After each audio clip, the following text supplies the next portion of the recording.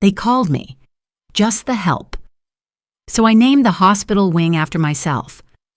Funny how some things stay with you. It wasn't said with rage.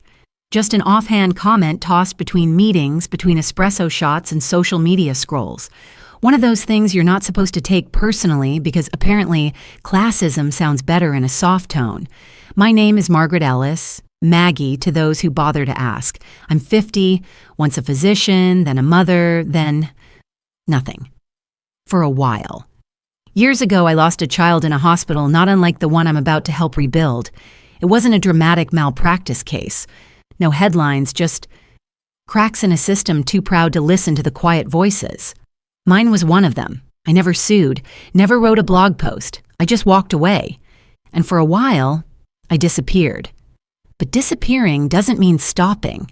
Since then, I've funneled much of what I had, inheritance, consulting fees, a home I no longer needed, into pediatric care programs, quietly, anonymously.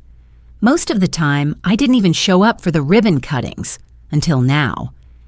3 months ago, I heard about a children's hospital in Northern California, overcrowded, underfunded, with a cardiac wing days away from shutting down. I had the means to help, but I didn't want to throw money at a place I didn't understand. Not again. So I offered my services, under different terms. The Prescotts, a well-known tech family, were looking for a live-in nanny. Their youngest son, Lucas, had a congenital heart defect and was undergoing treatment at that very hospital. I applied. No resume. Just a quiet recommendation from a private nurse who owed me a favor. Within a week, I was moving into their guest suite. A week later, I was accompanying them on daily hospital visits. No one questioned who I was. I wore flat shoes and soft colors, tied my hair back, kept my posture low. In their eyes, I was just part of the background, another helper in a house full of staff and schedules. That's how I learned. I listened. I watched. I saw how Amelia Prescott, Lucas's mother, spoke to nurses, always with that tone just shy of condescension. But once, I overheard her telling a junior resident about her early days as a hospital volunteer, how she was mistaken for cleaning staff during her first week, how no one took her seriously until she married into the Prescott name. It didn't excuse her behavior, but it explained the armor. Her sharpness wasn't born of cruelty. It was survival worn too long until it became indistinguishable from disdain.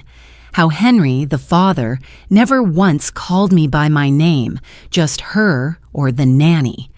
I saw how the hospital, too, ran on hierarchy, how voices like mine, dressed in discount khakis and carrying snack bags, were dismissed before they even spoke. I watched as an attending physician cut off a janitor mid-sentence when he tried to report a safety hazard, only to later praise the exact same observation when repeated by a junior doctor in a blazer. His name was Carlos. I learned later he'd been with the hospital 7 years, always jotting notes in a small leather-bound notebook he kept in his back pocket. The hazard he tried to flag? A faulty heart monitor. 2 days after he was ignored, that same monitor triggered a false alarm mid-surgery. I saw him pushing a supply cart in the hallway the next morning. "Ever feel like you're speaking into a void?" he asked me. Not bitter, just tired. I told him about the scholarship fund I was creating. He blinked, then nodded. "Maybe I'll apply," he said. And for the first time that day, he looked up. One morning, I watched a young female cardiologist, barely 30, get interrupted mid-presentation by an older male colleague. She was explaining a new intervention technique. He cut in with, "Let me explain this properly." She fell silent, jaw tight. I remembered a time when I was called adorable by a senior physician during a research defense in front of the whole board. Little cuts, quiet ones, they add up. They always do. Even kindness here was tiered, reserved for those whose names appeared on donor lists or whose titles followed them into rooms. The rest of us floated like background music, helpful but forgettable. But I didn't speak. Not yet. Because sometimes silence is the sharpest tool you own, and I had a promise to keep, not to the Prescotts, not to the hospital board, to a boy who once died without anyone remembering his name. The hospital's structure made that clear. VIP lounges, segregated waiting rooms, administrative shortcuts for top-tier patients. Even the playground rules echoed it. Only legal guardians, only those who fit the form. It wasn't just personal, it was systemic. One afternoon, Lucas and I passed the children's garden, his favorite place. A carved wooden sign read, "Healing Through Play." But I saw more than that. I saw what was kept behind the gate: joy, freedom, belonging, all locked behind paperwork and perception.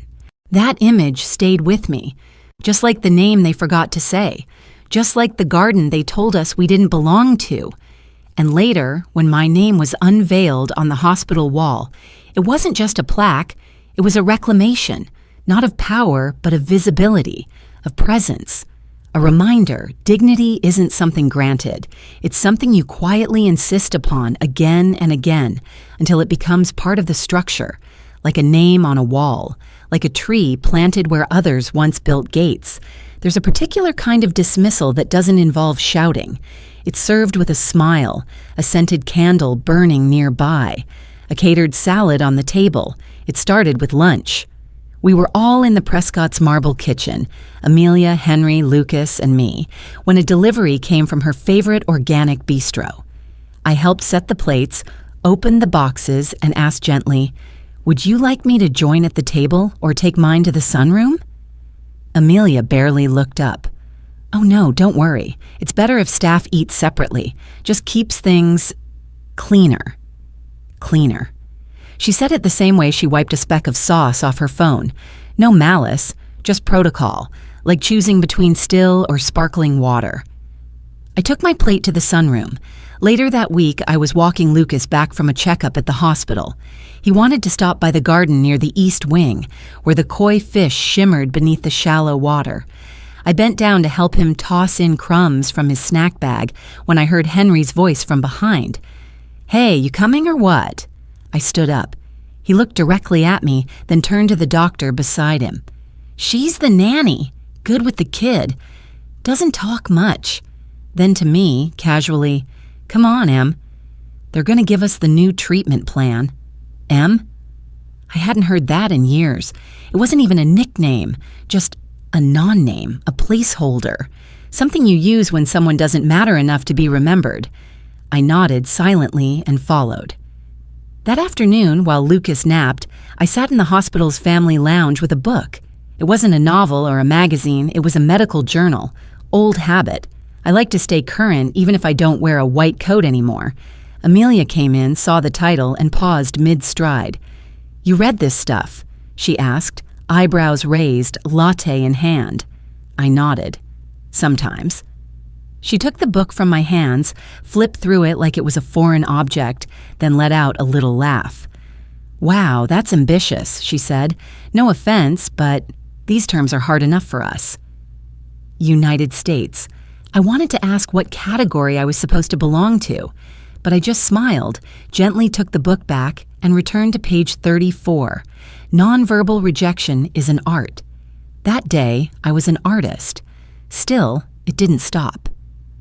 Later that week, Amelia was invited to a private hospital fundraiser. I dressed Lucas in his tiny blazer, combed his hair, and waited with him in the pediatric waiting lounge. A young nurse walked by, Carmen Alvarez, I would learn later, and smiled. "Are you the family? You're welcome to join us at the orientation for new donors." I opened my mouth to respond, but Amelia appeared beside me like smoke. "She's just the nanny," she said, with a light laugh that suggested I had wandered into the wrong world. Carmen's smile faltered. I nodded at her anyway. A week later, I found her alone in the staff break room, blotting a coffee stain from her sleeve. Her smile was tight, weary, but dignified. "I didn't mean to make things awkward the other day," she said. I shook my head. "You didn't." She hesitated, then added, "Last week, a patient's mother refused to let me touch her child, said I didn't look like the kind of nurse she trusted." She laughed softly, but it wasn't humor. "I'm used to it. Doesn't mean I've accepted it." I thought about all the times I'd been called just the help. Maybe we weren't so different. Carmen's Journal, 11:47 p.m., another shift, another name I'm not. Nurse? They call me, or nothing at all. Today a mother pushed my hand away from her son's IV, her eyes saying what her mouth didn't. You don't belong here. I smiled, adjusted the drip, and left. But in the break room, Maggie looked at me, not through me. She didn't say much, but her eyes held a question I've carried since I was a girl in Oaxaca. Do I need to be seen or just not erased? I don't know. But tonight, I wrote my name on this page.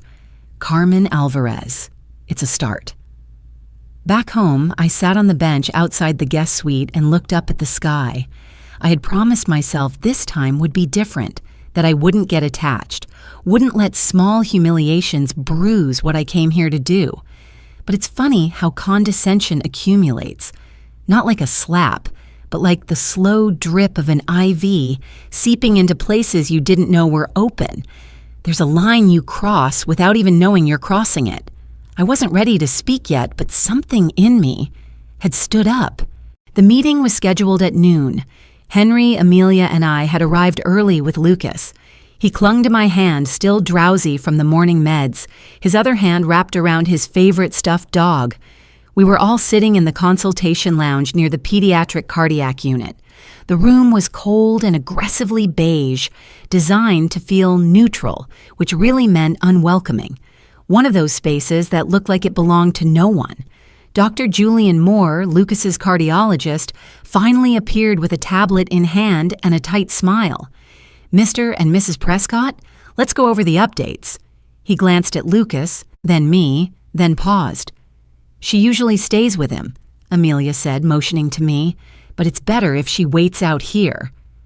I looked down at Lucas. His eyes darted between us, small and worried. I can keep him calm during the consult, I said gently. Sometimes he listens better if he knows I'm there. Julian hesitated for a moment, then looked at Amelia, not San Wei Wo. I think it's best if the legal guardians are present. We'll update her afterward. And just like that, I was on the other side of the glass. They stepped into the room beyond the frosted partition. I stood outside, holding Lucas's hand until a nurse gently let him in. Then I waited for 37 minutes. I watched silhouettes move behind the glass. Amelia gesturing, Henry rubbing his temples, Dr. Moore explaining something with a stylus on the screen. I sat on the vinyl bench in the hall, invisible to everyone passing by. One nurse walked past 3 times. She never made eye contact. I had worn my best blouse that day. Beige, ironed, just enough lipstick to seem tidy. Not trying too hard. My hair tucked neatly into a low bun, but still not enough. Not enough to be trusted in the room where decisions were made. Not enough to be considered more than a warm body with a driver's license and a CPR certification. The door opened. Amelia stepped out first, followed by Henry. No one said anything to me. Not even a thank you, just, he'll be in recovery for another hour. We'll get lunch. Then they walked away. That evening, Lucas didn't want his dinner. He pushed the food around his plate and stared blankly at the napkin I folded into a sailboat, a trick he normally loved. When I asked if he wanted a story, he shook his head and pulled the blanket over himself. Half an hour later, a knock came at the door of the guest suite. Amelia stood there, arms folded. "Lucas keeps calling for you," she said, as if this was somehow my fault. "He won't settle." I followed her into the child's room. Lucas sat up the moment I entered, arms open. "Miss Maggie," he said, voice small and urgent, "don't leave again." I sat beside him, letting him lean into my shoulder. He was shaking a little. Whether from cold or fear, I didn't ask. I just held him. Behind me, I could feel Amelia and Henry exchange glances. "Maybe we've let him get too attached," Henry muttered. Amelia added, "It's a phase. He'll grow out of it. Kids always do." I didn't say anything, because I had once said something like that too, years ago, to a hospice counselor, and I had been wrong. After they left the room, I stayed until Lucas fell asleep, his fingers still curled into the hem of my sleeve.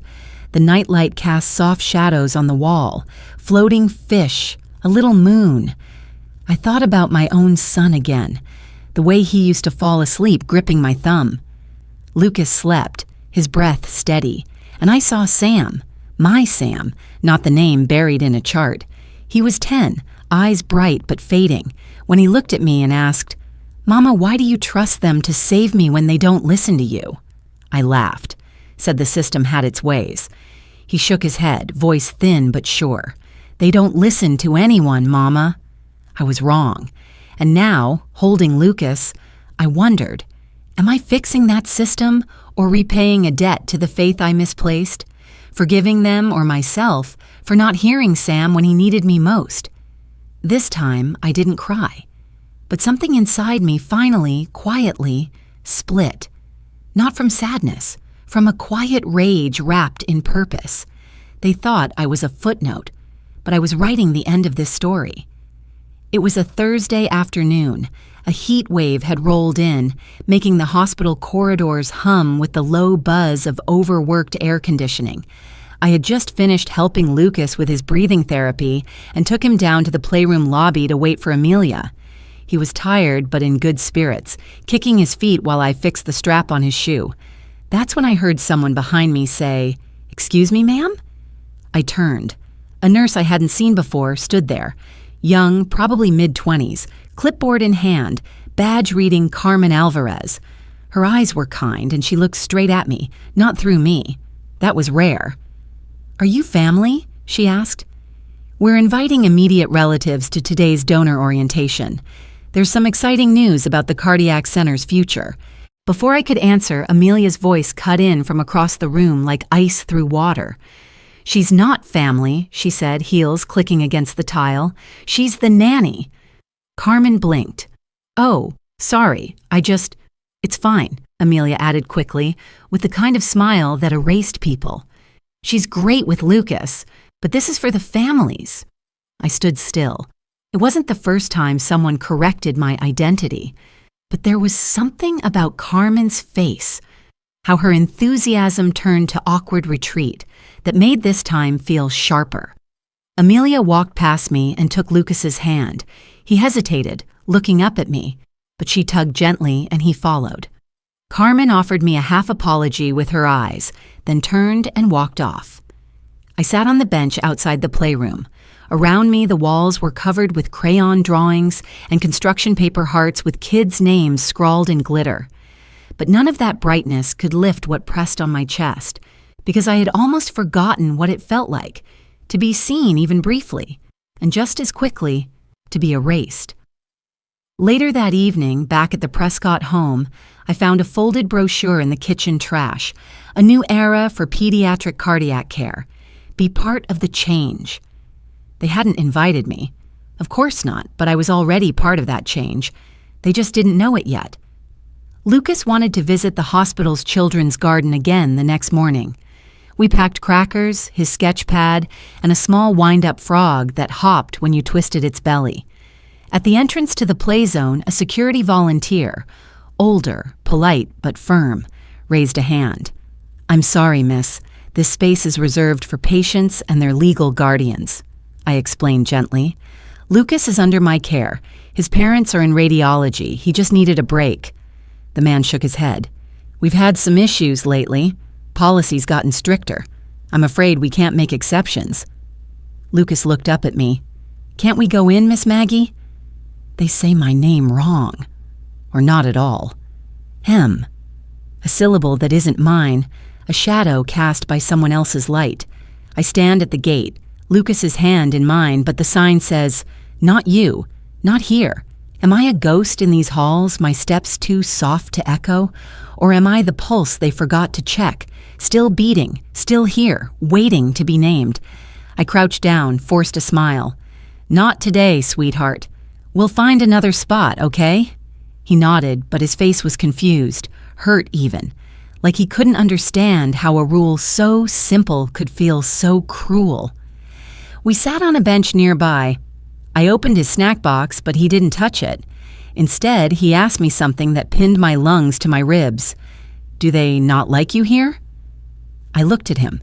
There was no bitterness in his voice, just a 5-year-old's plain curiosity. the way he might ask why some people have wheelchairs or why the fish only swim in one direction. I smoothed his hair and said the only thing I could. Some people don't see what matters right away, but they will.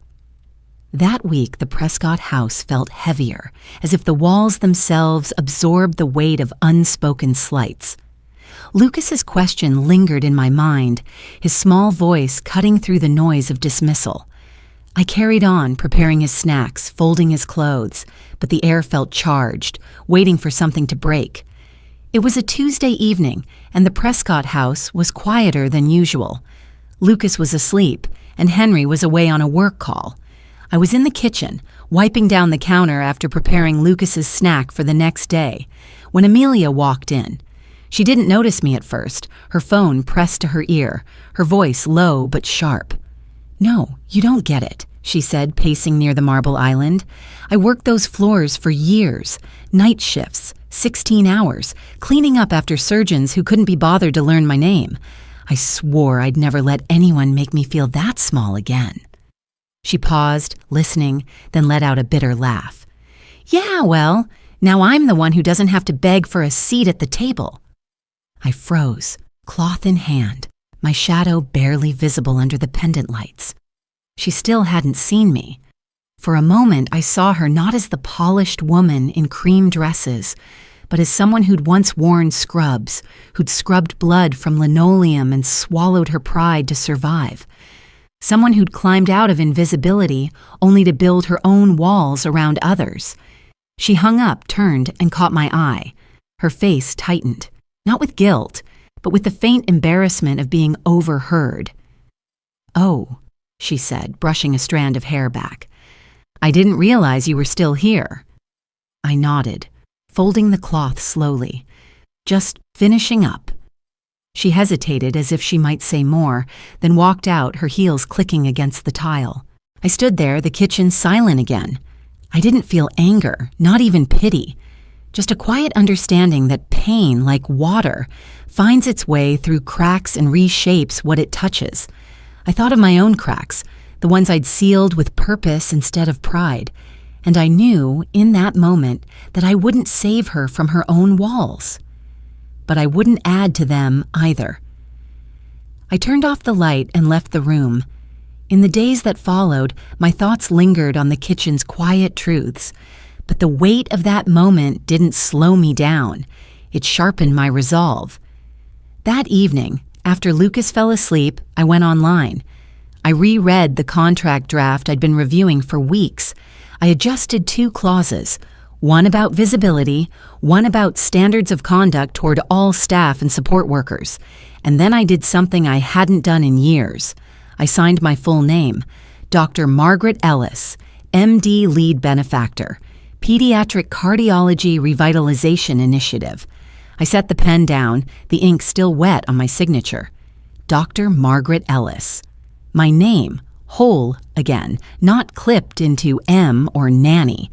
But as the desk lamp cast its glow on the page, a thought slipped in, sharp as a scalpel.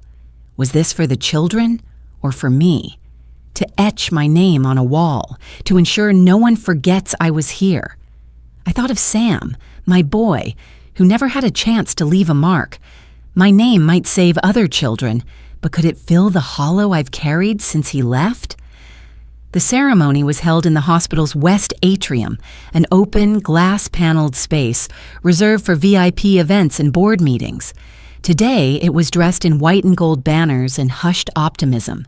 The media team bustled near the back. A string quartet played softly under a skylight shaped like a heart.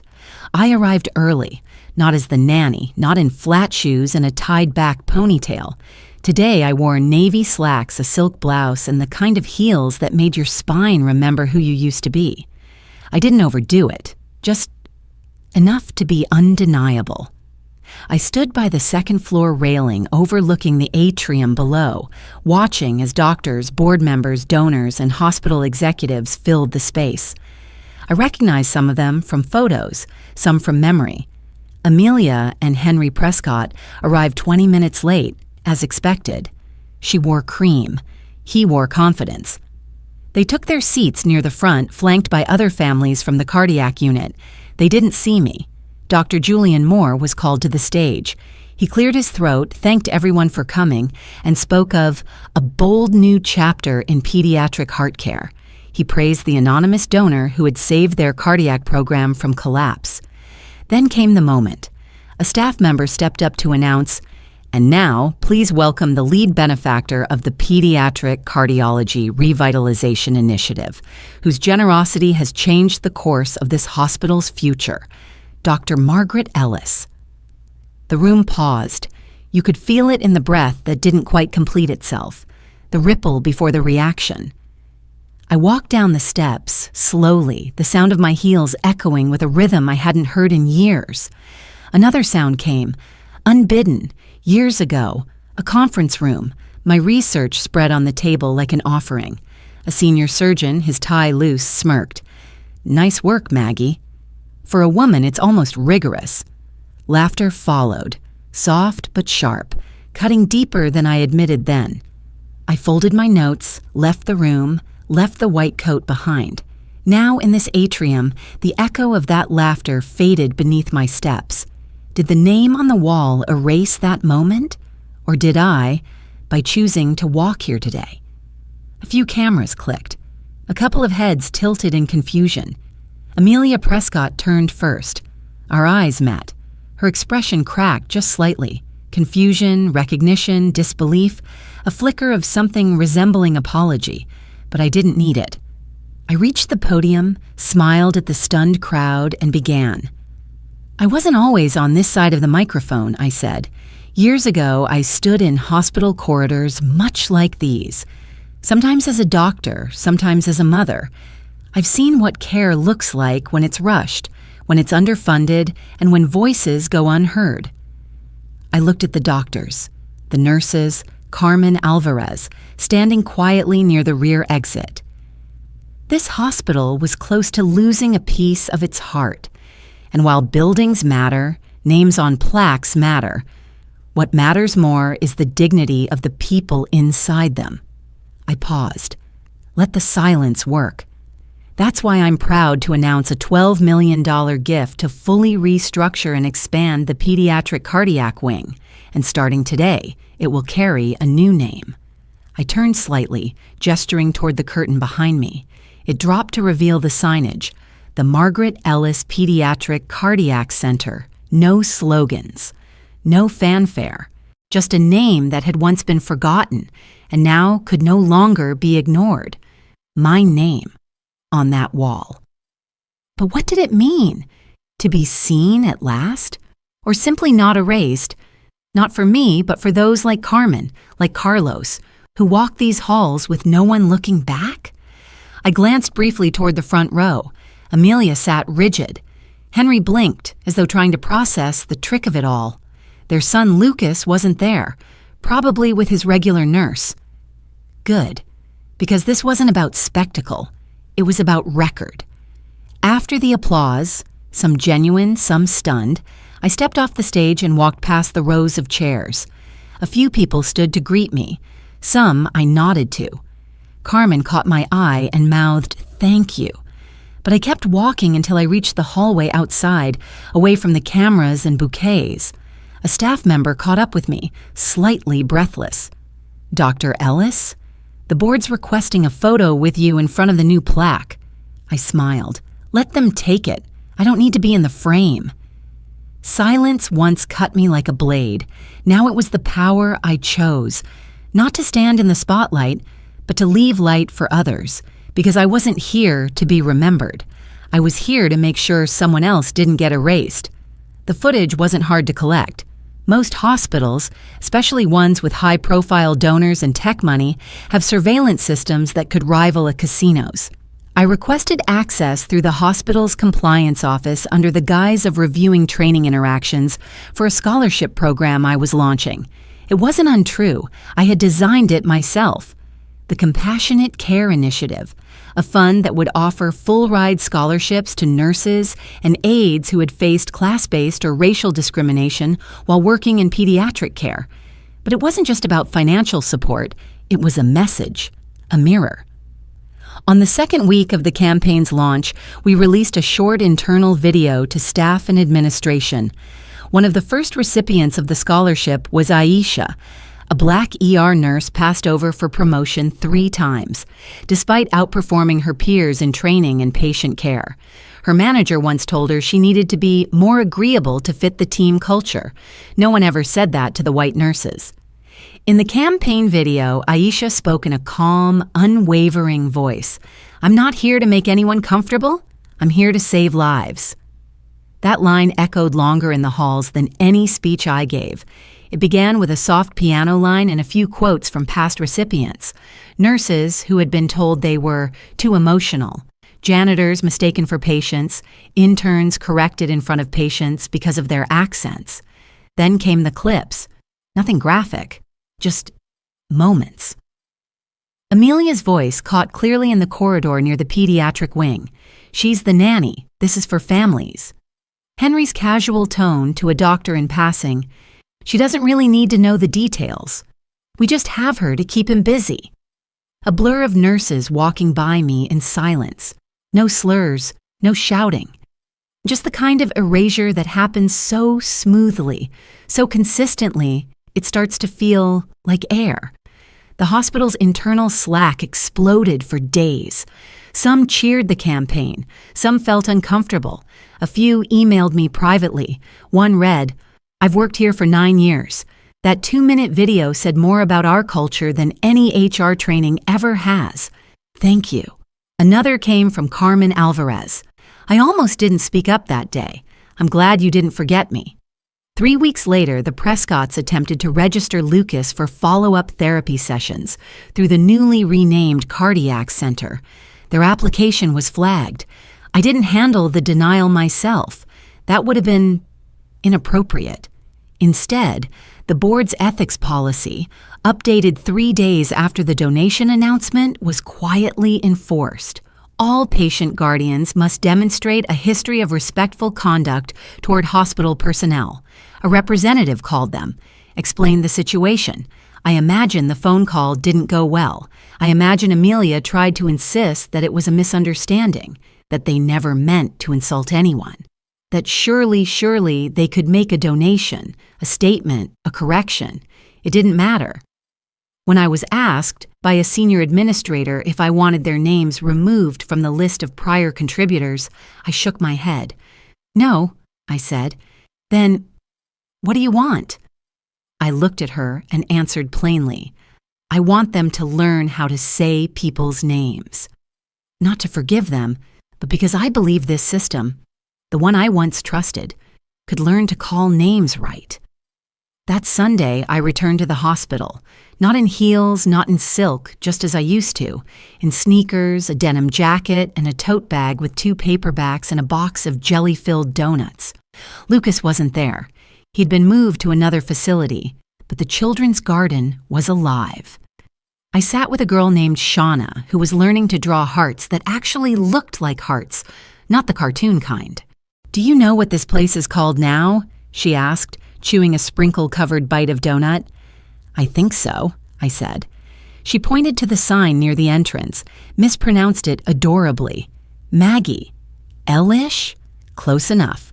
She shrugged. "You must be important." I smiled. "Not really." She nodded in that way only kids do, like truth is something you recognize by the quiet it leaves behind.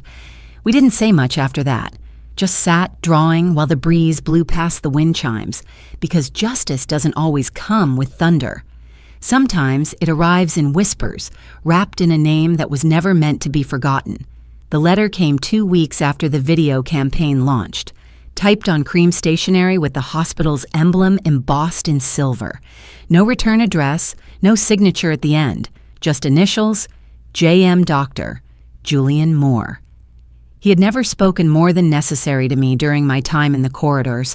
Always professional, always brief, not cruel, just incurious.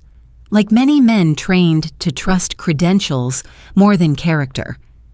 The letter read, Doctor, Ellis, I watched the video twice, not because I didn't understand it the first time, but because I couldn't stop thinking about the second clip, the one where you're standing outside the consultation room with Lucas's snack bag in your hand. I was there. I remember that moment. I didn't see you. Not really. I've worked in this hospital for 17 years. I've treated hundreds of children, written thousands of pages of research, but I don't think I've ever had a donor walk the halls in silence before deciding what we're worth. Thank you. Not for the money, but for reminding us who's watching when we think no one is. I folded the letter carefully and placed it between the pages of my old medical journal, volume 23. The one Amelia had once flipped through like it was a foreign language. Now it held a different kind of annotation, not apology, but awareness. Sometimes that's more honest.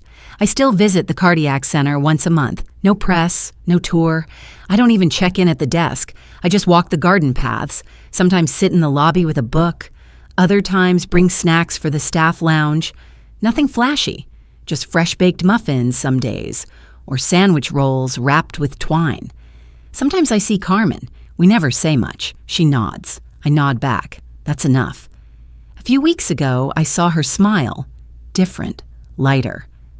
Someone sent a letter for me, she said, to Stanford for a training program. No name. I thought of Amelia, her sharp edges, and a draft email I'd glimpsed on her desk, unsigned, praising Nurse Alvarez's dedication. She never spoke of it. I once thought silence was weakness, a way to hide. But now, seeing Carmen, I wasn't sure. Could silence, sometimes, be a way to mend? Other days, I read to the children if their parents are running late. I'm not there as a benefactor or former physician, just someone who knows how to wait. One afternoon, a boy named Milo asked me if Ellis was a kind of bird. I laughed. Not that I know of. But it's on the door, he said, so I thought maybe it could fly.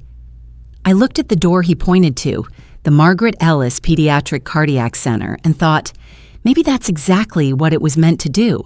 To give breath to those who had none, to lift those who had been held down, to remind the ones inside that dignity doesn't arrive in gowns or titles. It arrives in presence.